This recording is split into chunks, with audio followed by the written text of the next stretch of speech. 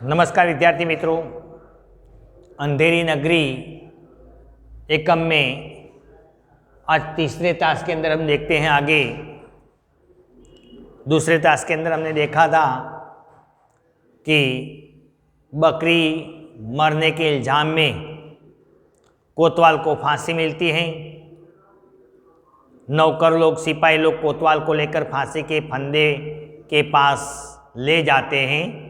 वहीं जाकर पर्दा गिर गया था। अब जब फिर पर्दा उठता है तब तीसरा दृश्य शुरू होता है। गोवर्धन दास बैठा बैठा मिठाई खा रहा है। मतलब रंगमंच पर गोवर्धन दास बैठा बैठा मिठाई खा रहा है जो टके सेर मिलती है। गोवर्धन दास बोलता है कि गुरुजी ने हमको बेकार यहाँ रहने के लिए मना किया था। अब खुशी व्यक्त करता है क्या कि टके सेर सब मिठाइयाँ मिलने लगी है, इसलिए पेट भर खाना मिल रहा है। इसलिए वह गुरुजी को खसोट रहा है कि गुरुजी ने हमें नाहक के यहाँ रहने के लिए मना किया था। यहाँ तो मौज मजा मस्ती है, सब चीज़ें मिलती हैं, कम मजदूरी, खाना ज़्यादा मिलता है, और फिर भी गुरुजी मुझे ऐसे स्थान पर रहने देते नहीं। मैंने अच्छा किया कि गुरुजी के साथ में गया नहीं। इसी प्रकार वह मनोमन कल्पना करता है। माना कि देश बहुत बुरा है पर अपना क्या, खाते पीते मस्त रहते हैं। गुरुजी कहते हैं कि नगरी बड़ी खराब है, तो हमें नगरी से क्या लेना देना, हमें तो खाना पीना मिलता है, और खाना पीना मिलता है ये तो हमारे लिए ऐसो आराम है, हमें नगरी से क्या लेना देना। इसी प्रकार बैठा बैठा अकेला मिठाई खा रहा है और बड़बड़ा रहा है। चार सिपाही चार ओर से आकर उसको पकड़ लेते हैं। इतने में चार सिपाही आते हैं, चारों ओर से आकर गोवर्धन दास को पकड़ लेते हैं। सिपाही, चल बे चल, मिठाई खाकर खूब मोटा हो गया है, आज मजा मिलेगा। कि चल बे चल, कई दिनों से मिठाई खा खा कर बड़ा तगड़ा हो गया है, बड़ा मोटा हो गया है, चल हमारे राजा के पास चल, हमारे राजा जी तुझे मजा चखाएंगे। अब तुझे पता चलेगा कि मिठाई कैसी होती। तो इसी प्रकार चार सिपाही आकर ये गोवर्धन दास को पकड़ लेते हैं। गोवर्धन दास घबरा कर, देखिए घबराना का भाववाचक होता है घबराहट। अरे यह आफत कहाँ से आई? आफत गले पड़ना मतलब मुश्किल ही। वह बोलता है कि ये आफत कहाँ से आई, यह मुश्किल कहाँ से आ गई, तकलीफ कहाँ से आ गई। अरे भाई, मैंने तुम्हारा क्या बिगाड़ा है जो मुझे पकड़ रख? कि भाई मैंने तो तुम्हारा कुछ बिगाड़ा नहीं, मैंने तुम्हारा क्या बिगाड़ा है जो तुम मुझे पकड़कर राजा के पास ले जा रहे हो? मैंने कोई गुनाह तो किया नहीं, मैंने कोई गुनाह किया नहीं, आप क्यों मुझे पकड़ रहे हो, क्यों मुझे हैरान कर रहे हो? सिपाही, बात यह है कि कल कोतवाल को फांसी का हुक्म हुआ था। जब उसे फांसी देने को ले गए तो फांसी का फंदा बड़ा निकला, क्योंकि कोतवाल साहब दुबले पतले।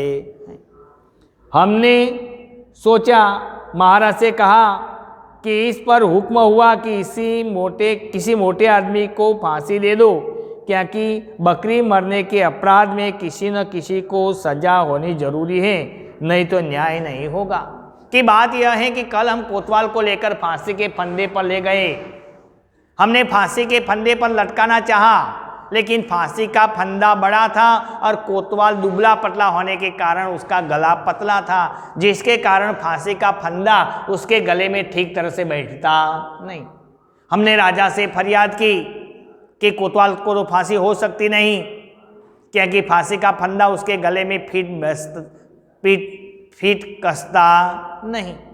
तो राजा ने हुक्म दिया कि बकरी मर गई है और इसके मरने के वजह से किसी न किसी को फांसी तो देनी ही चाहिए। जाओ नगरी में घूमो और जो कोई बड़ा तगड़ा मोटा ऐसा कोई व्यक्ति मिले और जिसका गला या फांसी के फंदे के अनुसार हो, वैसे व्यक्ति को पकड़ कर लाओ और उसे फांसी के फंदे पर लटका दो।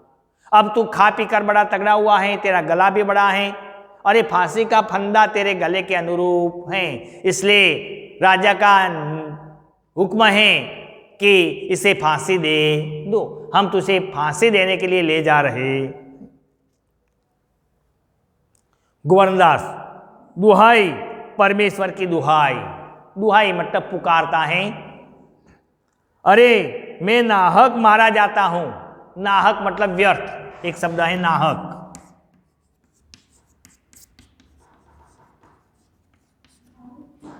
दुहाई, परमेश्वर की दुहाई, मैं तो नाहक मारा जाता हूं, व्यर्थ मारा जाता हूं। मैंने कोई गुनाह किया नहीं, मैंने कोई अपराध किया नहीं, और फिर भी मैं मारा जाता हूं। अरे यहाँ बड़ा ही अंधेर है, गुरुजी आप कहाँ हो, आओ मेरे प्राण बचाओ। कि यहाँ तो बड़ा अंधेर चलता है, नगरी भी अंधेरी है, राजा भी अंधा है। गुरुजी ने कहा था कि रहना ठीक नहीं, मैंने उसकी बात मानी नहीं, आज पछताना पड़ा है। अब उसे गुरुजी की बात याद आई कि गुरुजी जाते जाते कहते गए थे कि बच्चा जब तकलीफ पड़े तो मुझे याद करना। तो आज तकलीफ हुई, उसने गुरुजी को याद किया, गुरुजी आओ मुझे बचा लो। गोवर्धनदास चिल्लाता है, सिपाही उसे पकड़ कर ले जाते हैं। गोवर्धनदास तो चिल्लाता रहता है, लेकिन उसकी चिल्लाहट की कोई असर सिपाहियों पर पड़ती नहीं। सिपाही उसको पकड़कर फांसी के फंदे के पास ले जाते। गोवर्धनदास, हाय रे बाप रे, मुझे बेकसूरी फांसी देते हैं कि मैंने कोई गुनाह किया नहीं, मैं बेकसूर हूँ, मैं बेगुनाह हूँ, मुझे नाहक की फांसी दे रहे। सिपाही, अरे चुप, राजा का हुक्म भला कहीं टल सकता है? कह रहे चुप, ये तो राजा का हुक्म है, और भला राजा का हुक्म कोई टाल सकता है? फांसी तो तुझे मिलेगी ही। गोवर्धनदास, हाय मैंने गुरुजी का कहना न माना, उसी का यह फल है। गुरुजी कहाँ हो, बचाओ गुरुजी बचाओ। फिर गुरुजी को याद करने लगा कि मैंने गुरुजी की बात मानी नहीं, अगर मैंने गुरुजी की बात मानी होती तो आज मेरा ये हाल होता नहीं। गुरुजी कहाँ हो, गुरुजी कहाँ हो, आओ और मुझे बचा लो। इसी प्रकार यह गोवर्धनदास गुरुजी को याद कर करके चिल्ला रहा है। महंत, अरे बच्चा गोवर्धनदास, तेरी याद स्थिति कोई कारण सर फिर से गुरुजी वही नगरी में वापस आए नारायण के साथ। उसने गोवर्धनदास की यही हालत देखी, वह गोवर्धनदास के पास गए और गोवर्धनदास से कहा कि अरे गोवर्धनदास, तेरी यही हालत। गोवर्धनदास हाथ जोड़कर, गुरुजी दीवार के नीचे बकरी दब गई जिसके लिए मुझे फांसी दी जा रही है, गुरुजी बचाओ। कि गुरुजी बचाओ, मैं बेकसूर हूँ, मैं नाहक मारा जाता हूँ। इस बनिए की दीवार गिर गई है, बकरी दबकर मर गई है, मैंने इसमें कोई गुनाह नहीं किया, मैं तो इसके बारे में कुछ जानता भी नहीं, लेकिन फिर मुझे फांसी हो रही है, गुरुजी मुझे बचा लो। महंत, कोई चिंता नहीं, बहुएं चढ़ाकर सिपाहियों से, सुनो मुझे अपने शिष्य को अंतिम उपदेश देने दो। सिपाही उसे थोड़ी देर के लिए छोड़ देते हैं। गुरुजी चेले को कान में कुछ समझाते हैं।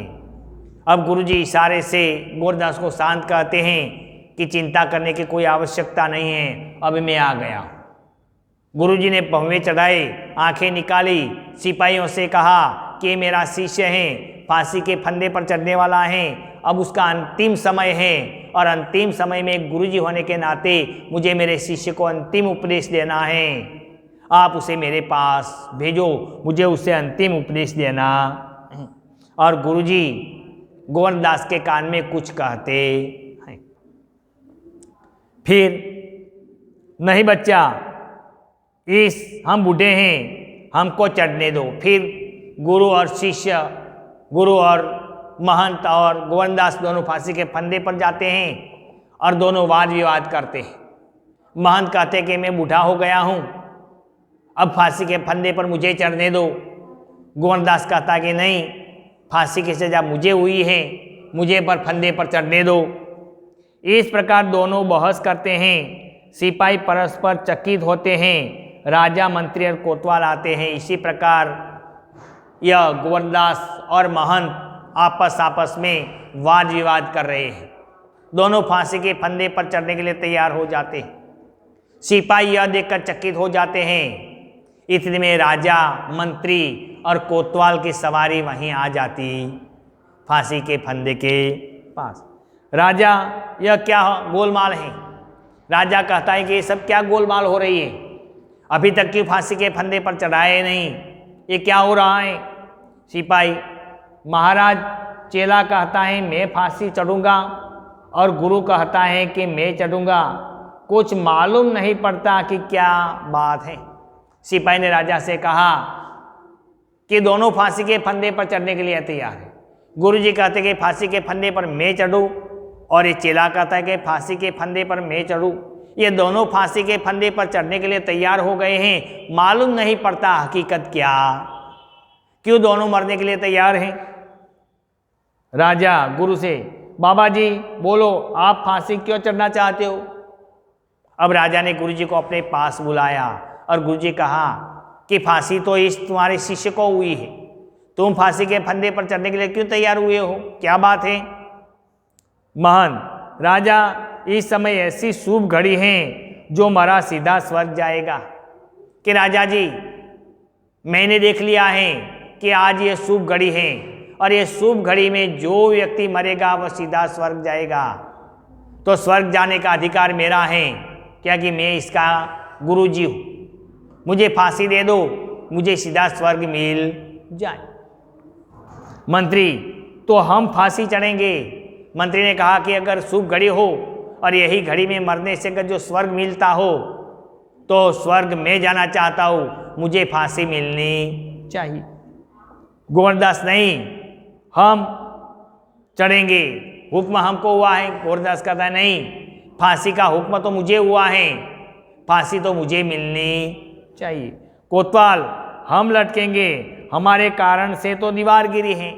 कोतवाल ने कहा कि ये फांसी के फंदे पर लटकने का अधिकार तो मेरा है, क्या कि ये बकरी मरने का कारण तो मैं हूँ, क्योंकि मैंने सवारी निकाली, इसलिए गडरिये ने गलती से बड़ी भेड़ बेची और कसाई ने बड़ी खाल में से बड़ी मशक बनाई, भिश्ती ने ज़्यादा पानी डाला, चूने वाले ने चूना गीला बनाया, कारीगर ने कमज़ोर दीवार बनाई, दीवार गिर गई, बकरी मर गई। तो गुनहगार तो मैं हूँ, सजा तो मुझे हुई होनी चाहिए, फांसी पर चढ़ने का अधिकारी तो मैं हूँ, मुझे फांसी दे दो। राजा, चुप रहो सब लोग। राजा के जीते जी और कौन स्वर्ग जा सकता है? कि चुप रहो सब, मैं आप सभी का राजा हूँ, सबसे पहला अधिकार मेरा होता है। राजा के जीते जी आप कोई फांसी के फंदे पर चढ़कर स्वर्ग जा सकते नहीं। स्वर्ग जाने का अधिकार सिर्फ राजा का होता है। तो हमको फांसी चढ़ाओ, जल्दी करो, जल्दी करो, शुभ घड़ी निकल जा रही है, जल्दी करो, यह शुभ समय निकल जाएगा, मुझे जल्दी फांसी के फंदे पर चढ़ाओ। राजा को नौकर लोग फांसी पर लटका देते हैं, पर्दा गिरता है और नौकर मिलकर राजा को फांसी के फंदे पर लटका देते हैं और राजा का अंतिम श्वास निकल जाता है और पर्दा गिरता।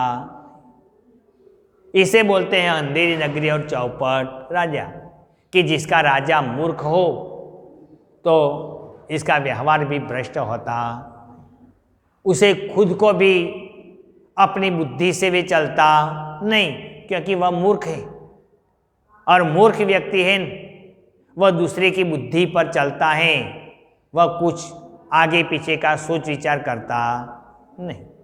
तो मित्रों, यह एकम यहाँ समाप्त होता है। इसके नीचे दिए गया हुआ स्वाध्याय है वह अच्छे अंकों से अपने नोटबुक में लिख दें, परीक्षा के लिए भी पूर्ण तैयारी करें। इसमें से कुछ प्रश्न भी परीक्षा में पूछे जाएंगे। तो ये एकम यहाँ समाप्त होता है। Thank you.